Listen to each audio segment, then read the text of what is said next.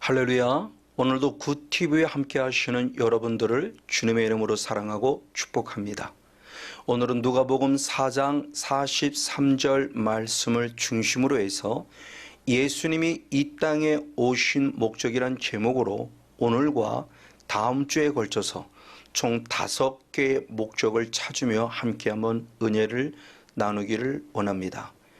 예수님이 이 땅에 오신 목적을 한마디로 간단히 말한다면 누가복음 4장 43절에서는 이렇게 표현하고 있습니다. 우리 한번 다같이 한번 말씀을 읽어보도록 하겠습니다. 누가복음 4장 43절입니다. 예수께서 이르시되 내가 다른 동네에서도 하나님의 나라 복음을 전하여 하리니 나는 이 일로 보내심을 입었노라 하시고 아멘. 한마디로 간단히 말하면 예수님이 이 땅에 오신 목적은 하나님의 나라를 위해서 이 땅에 오셨다는 사실을 분명히 말씀을 통해서 알려주고 있습니다. 예수님이 이 땅에 오셔서 십자가에 죽으셨고 3일 만에 부활하신 이후 40일간 이 땅에 계시면서 승천하기 직전까지 역시 사도행전 1장 3절의 말씀을 통해서 봐도 마지막까지 예수님은 하나님의 나라의 일을 말하셨다고 말하며 예수님이 이때 오신 목적을 확실히 가르쳐 주고 있습니다. 그리고 더불어 제자들과 함께 예수님의 큰 마지막 복음의 사역을 감당하신 사도 바울의 사역 역시 보니 사도행전 28장 31절의 말씀을 통해서 보면 역시 바울도 담대히 하나님의 나라를 전파했다고 말하며 예수님과 더불어 이 땅의 모든 사람들의 사역들 자체 핵심이 하나님의 나라임에 대하여 우리에게 분명히 가르쳐 주고 있습니다. 예수님이 이 땅에서 무슨 일을 행하셨을까요? 성경에 기록된 순서로서 한번 살펴보기를 원하는데 그 가장 첫 번째가 예수님은 이 땅에 오셔서 공생의 첫 사역부터 예수님은 성령을 힘입어 마귀와 싸움에서 승리하는 사건을 통해서 하나님의 나라가 무엇인지 하나님의 나라 실제를 보여주셨다는 것입니다.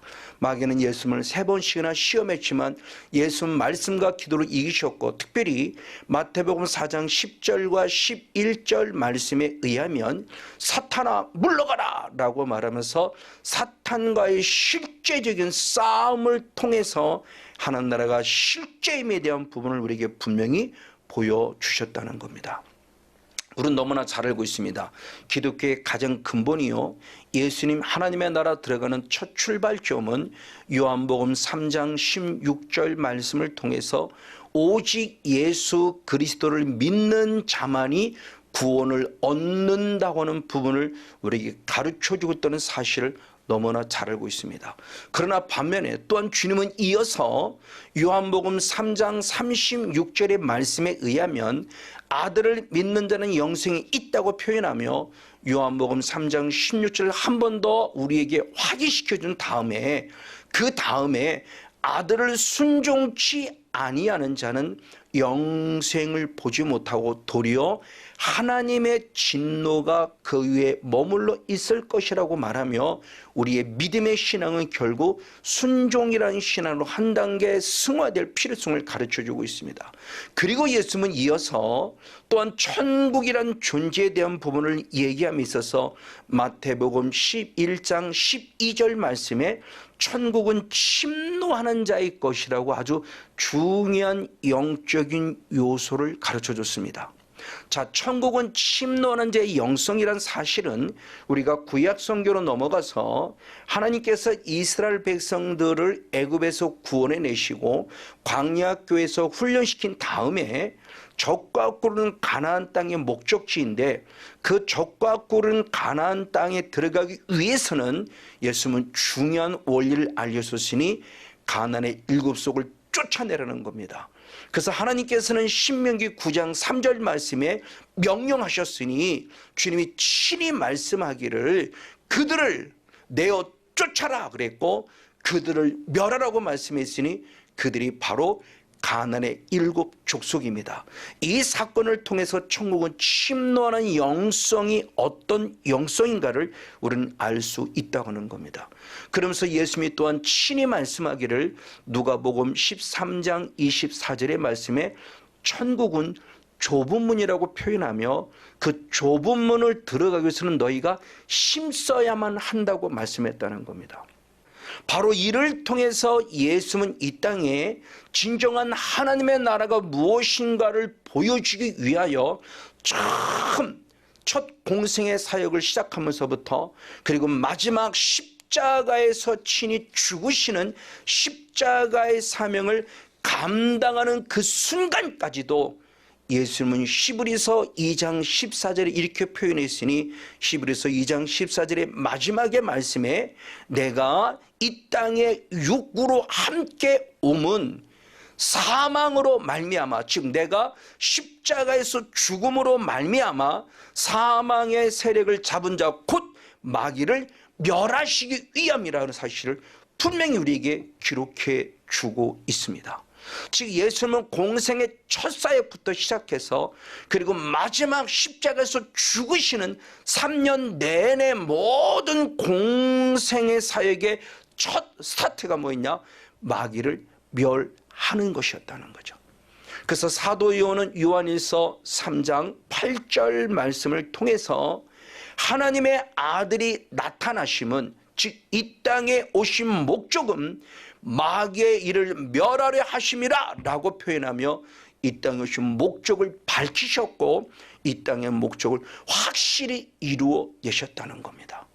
그럼 예수님은 십자가를 모든 걸 완성하시며 마귀를 멸하셨어요. 자, 그러면 예수님이 마귀를 멸하신 사건으로 끝나냐? 아니더라는 겁니다. 이제는 우리에게도 그 사명이 있음을 주님은 상기시켜주고 있습니다. 그래서 누가복음 22장 29절의 말씀에 예수님이 십자가를 지시기 직전에 제자들을 향하여 말하기를 아버지께서 내게 예수님에게 하나님의 나라를 맡기셨다. 그래서 나는 지금까지 이 하나님의 나라를 이루기 위해서 철저히 마귀와 싸워 이겼다. 그런데 이제는 곧 내가 하나님께 가야 될 것이니 이제는 이 하나님의 나라를 너희들에게 말하며 제자들에게 역시 맡긴다고 말하고 있으니 이제는 우리들이 그 제자로서 이제는 우리들에게도 그 하나님의 나라가 이루어지는 영적 싸움을 싸우는 이 삶이 필요함에 대한 부분을 우리에게 가르쳐주며 사명이 있음에 대한 부분을 말하고 있다고 하는 것이죠. 그래서 그 실제적인 모습을 역시 누가복음 22장 31절 32절에 기록하기를 시몬아 시몬아 보라 사탄이 밀가부르듯 하려고 너희를 청구하고 있다. 그러나 내가 너희를 위하여 간절히 기도하니 너희는 믿음이 떨어지지 않게 될 것이고 믿음이 떨어지지 않니 굳게 서서 너도 살고 남도 살리는 일꾼이 되라고 말하며 이제는 이 하나님의 나라를 이루는 영적 싸움의 사명이 우리 안에 있음을 역시 가르쳐 주고 있습니다. 근데 영적 싸움을 싸우면 절대 내 힘으로 될 수 없습니다. 내 혼과 육으로는 안 돼. 왜? 사탄이라는 존재체가 영이기 때문에. 그래서 예수님께서도 마태복음 12장 28절에 말씀할 때 예수님 스스로가 나도 성령을 힘입어 귀신을 쫓아냈다고 말하며 우리들 역시도 성령으로 말미암아 어둠의 영과 싸워 이길 것을 말하고 있다는 것이죠. 그럼 어떻게 할 때 우리가 성령을 받을까요? 성경은 답이 확실합니다. 사도행전 2장 38절의 말씀에 회개하라 그리하면 죄 사함을 얻을 것이요 성령을 선물로 받으리라 말씀하고 있으니 이제 우리도 내게 맡겨진 영적 사명 이 사명을 감당하기 위하여 철저히 회개함으로 말미암아 죄 사함을 받아 마지막 끝까지 우리는 영적 싸움을 싸워야 할진데 계시록 12장 11절 말씀에 사도인의 환상 가운데 보니 이 땅의 많은 성도들이 예수님의 피라는 무기와 하나님의 말씀이라는 무기를 가지고 죽기까지 자기 생명을 아끼지 않으며 싸웠다는 사건을 통해서 우리들도 끝까지 싸워야 될 것은 부분을 가르쳐 주고 있다고 하는 것이죠. 이를 통해서 영적 싸움은 선택이 아니라는 겁니다. 영적 싸움은 필순히 우린 영적 싸움을 싸우기 위하여 불림을 받았다라고 표현합니다. 그래서 사도 바울은 디모데를 향해서 디모데전서 6장 12절의 말씀에 믿음의 선한 싸움을 싸워라. 그래서 영생을 취하라. 이를 위하여 내가 부르심을 입었다고 말하며 우리들의 사명이 무엇이냐를 가르쳐주고 있습니다. 맞습니다. 이제는 예수님의 영적 싸움을 싸워 승리한 것처럼 이제 우리도 그 영적 싸움을 싸우는 영적인 거룩한 승리자, 성령 충만한 자가 돼서 계시록의 마지막 말씀에도 요한계시록 21장 7절의 말씀에 영적 싸움을 싸워서 이기는 자가 하나님 나라를 유업으로 받는다고 말씀하고 있고, 그럴 때 나는 너의 하나님이 될 것이고 너는 내 아들이라고 말씀하고 있으니 저와 여러분도 예수님의 첫 번째 이 땅에 오신 목적인 마귀를 멸하는 사역을 완성하신 것처럼 우리도 반드시 회개하여 성령 충만받아서 어둠과 철저히 싸워 이김으로 말미암아 하나님 나라를 유업으로 공급받는 진정한 하나님의 자녀 우리 모두가 되어지기를 주님의 이름으로 축복하고 축원을 드립니다. 자, 그런가 반면에 또 두 번째로 예수님은 마귀를 멸하러 오셨을 뿐만 아니라 두 번째로는 무엇이냐?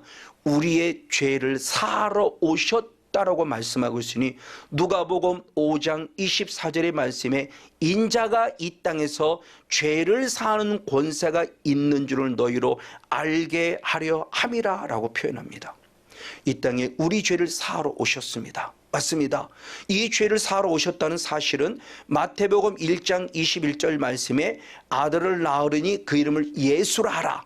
그래서 그 예수가 우리를 죄에서 구원할 자라고 말하며 예수라는 이름값을 통해서 우리는 이 땅에 예수님이 무엇을 하러 오셨는가에 대한 부분을 정확히 알 수 있습니다.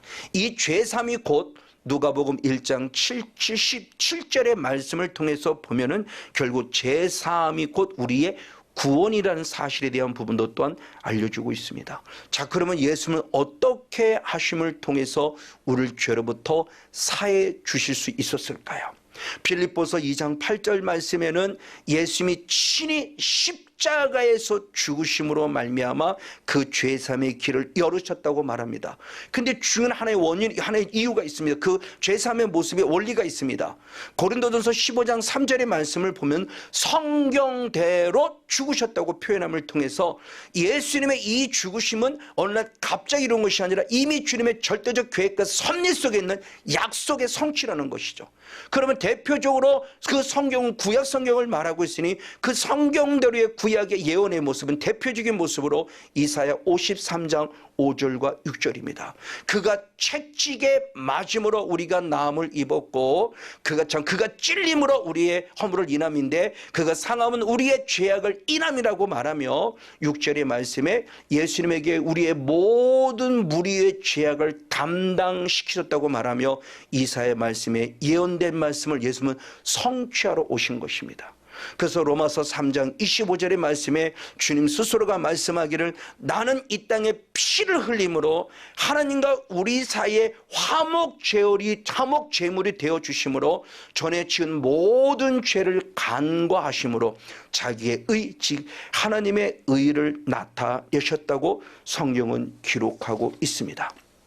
자, 바로 이 모습을 통해서 결국 예수 우리들에게 요한복음 19장 30절 말씀을 통해서 십자가에서 다 이루었다고 말하며 십자가를 통해서 모든 사건을 완벽하게 이룬 것을 우리에게 보여주고 있습니다. 맞습니다.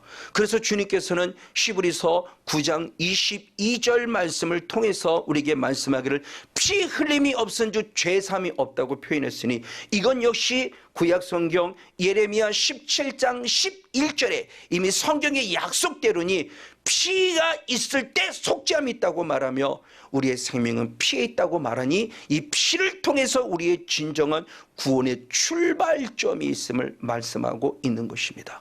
그래서 예수님이 이 땅에 오셔서 드디어 요한복음 1장 29절 말씀에 예수님을 세상 죄를 지고 온 하나님의 어린 양이라고 표현하며 그 세상 죄를 십자가에서 지시고 그 십자가를 진 예수의 피를 통해서 우리를 깨끗게 하셨으니 요한일서 1장 7절의 말씀에 예수의 피가 우리를 죄에서 깨끗게 하셨다고 표현하고 있고, 에베소서 1장 17절, 에베소 1장 7절 말씀에도 그의 피로 말미암아 구속 후 죄 사함을 받았다고 표현하며, 오직 예수의 피를 통해서만 우리에게 진정한 구원이 있음에 대한 부분을 확실하게 알려주고 있다고 하는 것입니다. 맞습니다. 그러면서 주님이 중요한 영적 원리를 알려주셨으니 히브리서 10장 19절 한 절 말씀을 같이 한번 읽어보시도록 하겠습니다. 시작. 그러므로 형제들아, 우리가 예수의 피를 힘입어, 아멘, 성소에 들어갈 담력을 얻었나니. 할렐루야. 성소에 들어갈 담력을 얻은 유일한 근원은 오직 예수의 피였다는 거예요. 그 성소는 성막 안에는 성소를 얘기도 하지만 그 성막은 결국 하나님 나라를 예표하는 모습이기 때문에 우리가 하나님 나라 당당히 들어갈 수 있는 유일한 길은 바로 무엇이냐? 오직 예수의 피로 죄사함 받았기 때문이라고 말하며, 예수의 피만이 우리의 유일한 구원의 길임에 대해서 정확하게 알려주고 있습니다. 그러면서 더더욱 중요한 부분의 모습이, 이 예수의 피의 사건이 2000년 전의 단번의 사건이지만 그 단번의 사건이 영원한 제사가 되어졌고, 그 영원한 제사가 되어지게 지금도 영적 효력, 즉 우리의 죄를 사한다는 영적 효력은 지금도 영원토록 우리를 온전케 한다고 말합니다. 히브리서 10장 10절, 히브리서 10장 12절, 14절에 중요하게 말하고서 역시 한번 함께 읽어보시도록 하겠습니다. 시작. 이 뜻을 쫓아 예수 그리스도의 몸을 단번에 들이심으로 말미암아, 아멘, 우리가 거룩함을 얻어노라. 할렐루야.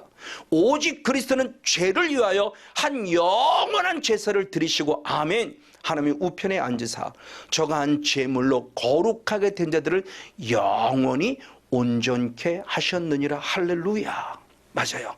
사건은 2000년의 단번의 과거의 사건입니다. 근데 그 제사는 영원한 제사입니다. 미래를 향한 영원한 제사이고, 그 제사의 은혜는 지금까지도, 아니 영원토록 우리를 온전케 한다고 말하며, 예수 피의 능력과 예수 피의 그 영적 권세가 얼마나 중요한가에 대한 부분을 우리에게 분명히 가르쳐 주고 있습니다. 그럼 예수의 피를 공급받기 위해서는 나는 그럼 어떻게 해야 될 것이냐? 역시 사도행전 2장 38절 한 절 말씀을 같이 한번 읽어보시겠습니다. 베드로가 가로되 너희가 회개하여 각각 예수 그리스도의 이름으로 세례를 받고, 아멘, 죄사함을 얻어라. 할렐루야. 그리하면 성령을 선물로 받으리니. 아멘. 그 죄사함의 은혜를 내 것, 예수님은 십자가를 통해서 완성하셨단다면 이제는 그것을 내 것으로 만들기 위해서는 나는 어떻게 될 것이냐? 회개하라는 겁니다. 내 죄를 인정하라는 거죠. 그래서 조금 전에 말씀드린 요한일서 1장 7절과 더불어 요한일서 1장 바로 9절 말씀할 때 너희가 자백하면이라고 표현하며 우리를 죄에서 깨끗게 하시고 불의에서 깨끗게 하신다고 약속하고 있습니다. 저 여러분들이 회개의 부으심을 통해서 철저한 해결로 말미암아 반드시 죄사함을 공급받는 저와 여러분, 우리 모두가 되어지기를 역시 주님으로 간절히 축복하고 축원을 드립니다. 자, 그런데 주님은 이 십자가를 지심에 있어서 단순히 우리의 죄 사함으로만 끝나길 원하는가? 아니요.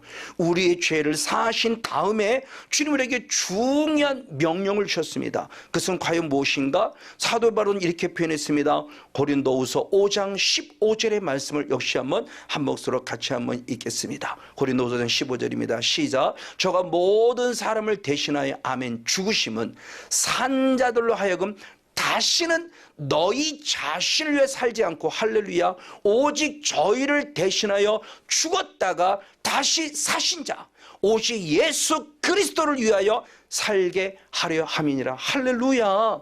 자, 예수님의 십자가의 이 은혜, 십자가의 죽으심을 통해서 내 죄를 먼저 사하셨으면 죄 사함만 하나님의 백성으로서 어떻게 살아야 되는, 이제는 너를 위해 살지 말고, 성목사 너를 위해 살지 말고 이제는 나를 위해 살아달라고 표현하며 이제는 오직 예수를 위해 살아야 될 것을 말씀하고 있습니다.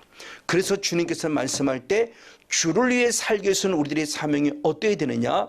마태복음 16장 24절의 말씀에 너를 부인하라.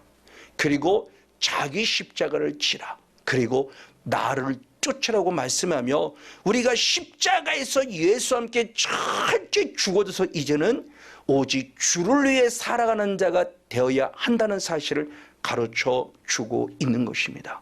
이에 사도 바울은 이 삶을 실제로 살았으니 갈라디아 2장 20절에 그의 신앙의 고백이 이렇게 기록되어 있습니다. 역시 한번 함께 읽겠습니다. 시작. 내가 그리스도와 함께 십자가에 못 박혔느니 아멘. 나는 그리스도와 함께 십자가에 못 박혀 죽었다는 겁니다.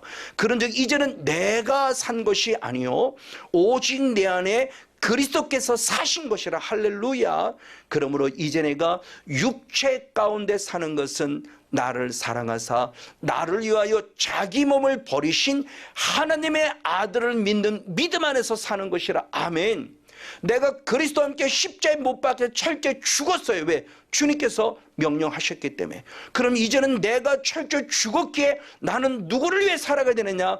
죽었다가 다시 사신 자, 나를 살리기 위해서 죽었다가 다시 살린 자 예수 그리스도, 그분을 위해 살아갈 것에 대한 부분의 모습을 분명히 가르쳐 주고 있다고 하는 것입니다.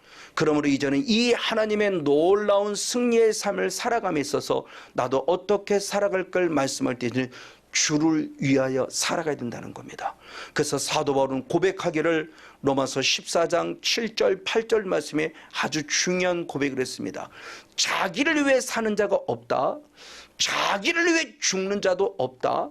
오직 우리는 살아도 주를 위해 살아야 되고 죽어도 주를 위해 죽어야 한다고 말하며 사나 죽으나 우리는 주의 것이라는 중요한 신앙의 고백을 합니다.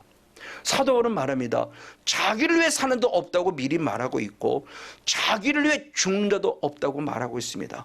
저 말씀을 읽을 때마다 참 많이 불편한 진실이에요. 왜? 나는 나를 위해 살 때가 많았기 때문에. 그래서 다시 한번 나와 우리들의 삶을 고백함에 있어서 이제는 나를 위해가 아니라 주를 위해 살았다고 성경은 기록하고 있습니다. 왜? 나는 주님의 것이기 때문에. 그래서 성경 말씀을 통해서 보면은 하나님 외에 다른 신을 섬기는 것이 우상 숭배라고 말하는데 이 우상 숭배의 근원이 뭐냐? 나를 위해 사는 것이고 자기를 위해 사는 것입니다.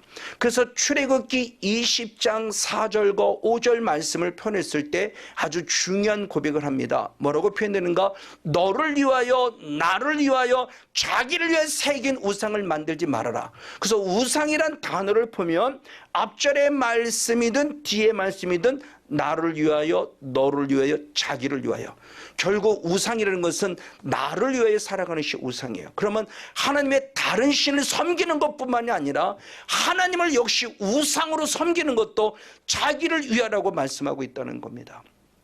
그래서 출애굽기 20장 23절의 말씀에 하나님을 섬김에 있어서도 자기를 위해 섬기지 말라고 말씀하고 있으니 너는 나를 비겨서 은이나 신상이나 금으로 너희를 위해 만들지 말라라고 말씀하며 하나님마저도 나를 위해 하나님을 섬기지 말고 나를 위해 하나님을 이용하지 말고 하나님을 위하여 살아갈 삶에 대한 부분의 모습을 분명히 말씀해 주고 있다고 하는 것입니다. 맞습니다. 그래서 요한계시록 1장 6절은 사도 요한을 통해서 중요한 영적 원리를 알려주고 있으니 하나님이 나에게 하나님의 나라를 허락해 주시고 세상을 삼으신 이유를 말씀하고 있으니 오직 하나님을 위하여 살라고 말하며 하나님께 영광 돌리라고 말합니다. 마지막 결론으로 한번 요한계시록 1장 6절 한 절 말씀을 같이 읽어보시겠습니다. 그 하나님 아버지를 위하여 아멘. 우리를 나라와 재상으로 삼으신 그에게 영광과 능력이 세세토록 있기를 원하노라. 할렐루야. 예수님이 이 땅에 오신 목적을 가면 두 가지로 나눴습니다. 첫 번째는 하나님의 나라를 위하러 오셨는데 그 일을 위하여서 첫째는 마귀를 멸하심으로 하나님 나라가 실제임을 보여주셨습니다. 그리고 두 번째는 십자가 십자가에서 죽으시고 피 흘려 죽으심으로 말미암아 우리의 죄를 사하심을 통해서 역시 하나님의 나라가 무엇인가를 알려주고 있습니다. 그리고 한 단계 더 나아가 이제는 구원받은 하나님의 백성, 하나님의 나라가 이루어졌기에 이제는 하나님을 위하여 살아가는 삶의 주인공이 되길 원하고 있으니 저와 여러분도 성령의 충만함을 공급받고 철저히 남은 생에 하나님만을 위하여 살아가는 성령 충만한 주인공 우리 모두가 되어지기를 주님의 이름으로 간절히 축복하고 축원을 드립니다. 주님의 이름으로 사랑하고 축복합니다.